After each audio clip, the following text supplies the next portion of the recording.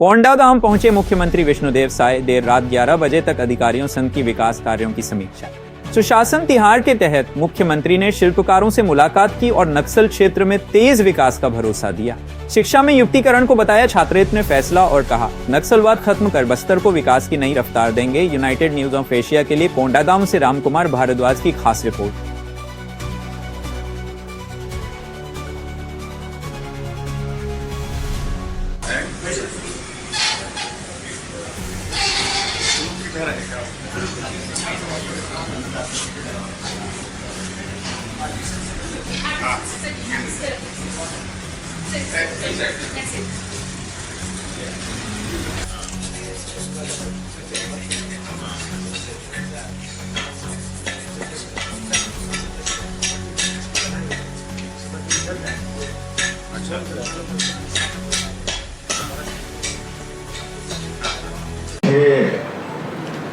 Double engine की सरकार है और छत्तीसगढ़ के विकास के लिए संसाधन की कोई कमी नहीं है।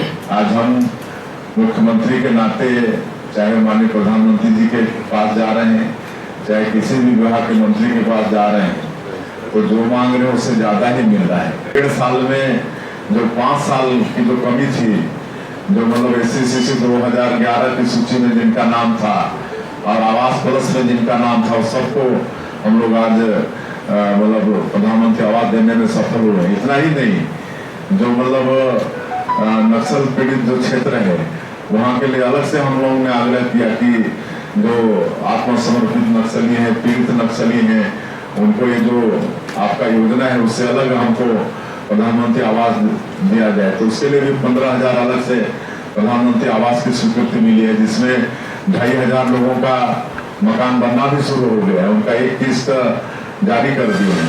और इसके अलावा जो PBTG के लोग हैं, हमारे छत्तीसगढ़ में 5 जाति के लोग हैं, कोरवा, बिरहोर, बैगा, कमार और अबुझमाड़िया। आपके बस्तर में अबुझमाड़िया है, उनके लिए माननीय प्रधानमंत्री जी PM जनमन योजना लागू किए हैं। और इस योजना के माध्यम से ऐसे लोगों के क्षेत्र में सड़क, बिजली, पानी सब कुछ के लिए अलग से पैसा, सरकार की जो योजना है वो तो है ही, लेकिन PM जनमन योजना में अलग से पैसे की व्यवस्था है। और एक धरती आबा ग्राम उत्कर्ष योजना, इसकी भी शुरुआत माननीय प्रधानमंत्री जी ने हमारे देश में किया है। ये आदिवासी बाहुल गांव में विकास के लिए, और उसमें 6,500 गांव हमारे छत्तीसगढ़ का शामिल है। तो आप समझ सकते हैं कि बस्तर का तो कोई गांव छूटेगा ही नहीं। और 80,000 करोड़ का बजट है उसमें, तो कहीं से भी विकास के लिए संसाधन की कमी नहीं होने वाली।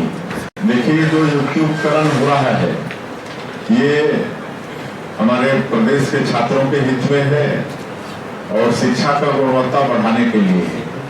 पिछले सरकार में हम कह सकते हैं संकोच, मुझे कहने में कोई दिक्कत भी नहीं है। ऐसा मतलब ट्रांसफर नीति कहे या फिर ट्रांसफर उद्योग लोग चलाए कि अनबैलेंस हो गया पूरा। जितने भी हमारे जो ट्राइबल क्षेत्र है वहाँ पर शिक्षकों की कमी हो गई और मैदानी क्षेत्र में जरूरत से ज्यादा शिक्षक हो गए।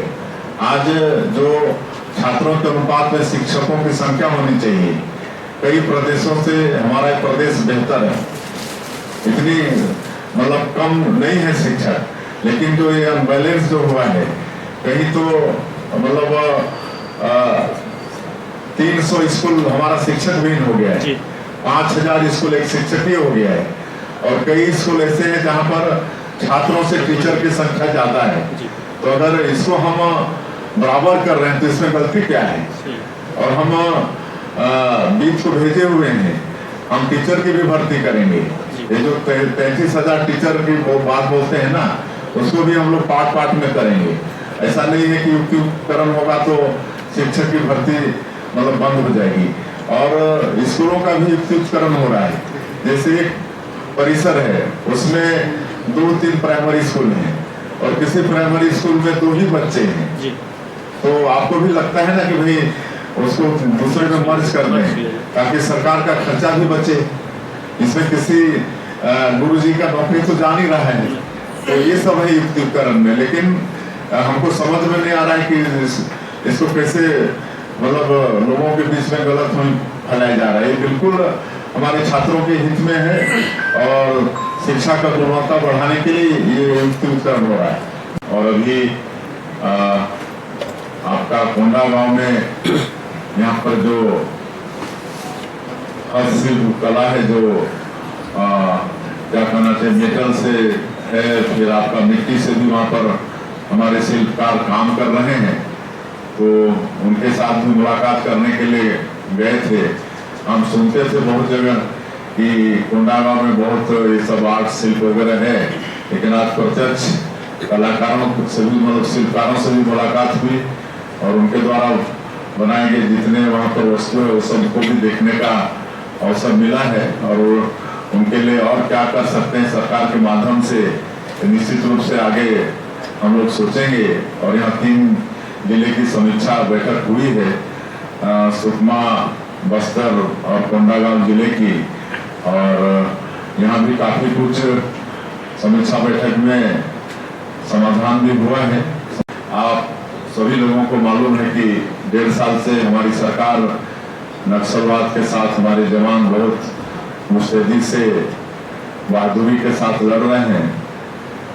ऑपरेशन लगातार हो रहे हैं और ऑपरेशन में सफलताएं भी हमारे जवानों को मिल रही हैं और डबल इंजन की सरकार है उसका भी लाभ मिल रहा है। और हमारे देश के माननीय प्रधानमंत्री जी और माननीय गृह मंत्री जी ने तो ठान लिया है कि अगले साल 31 मार्च 2026 तक पूरे देश से नक्सलवाद को समाप्त करना है।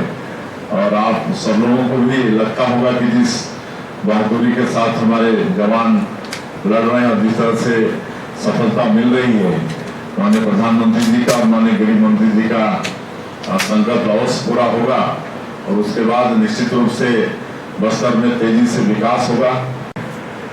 कि अभी हमारे प्रदेश में सुशासन तिहार चल रहा है, 8 अप्रैल से प्रारंभ हुआ है और कल 31 मई है, तो कल तक ये चलने वाला है। और कुल मिला के ये 3 चरणों में ये चलने वाला है या चला कहिए। तो प्रथम चरण में 8 अप्रैल से लेकर 11 अप्रैल तक हमारे अधिकारी लोगों के बीच में जाकर साथ में सुझाव पेटी भी लेकर जनता सबकी समस्याओं का आवेदन के रूप में लिए और ऑनलाइन भी व्यवस्था थी उनकी समस्याओं को कलेक्ट करने का। और कुल 40 लाख समस्याएं पूरे प्रदेश से एकत्रित हुई और दूसरे चरण में 12 अप्रैल से लेकर 4 मई तक हमारे अधिकारियों ने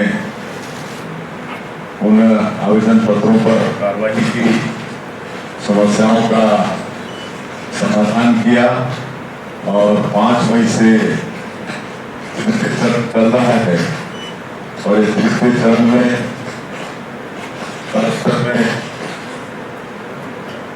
कलस्टर में समाधान शिविर का आयोजन हो रहा है।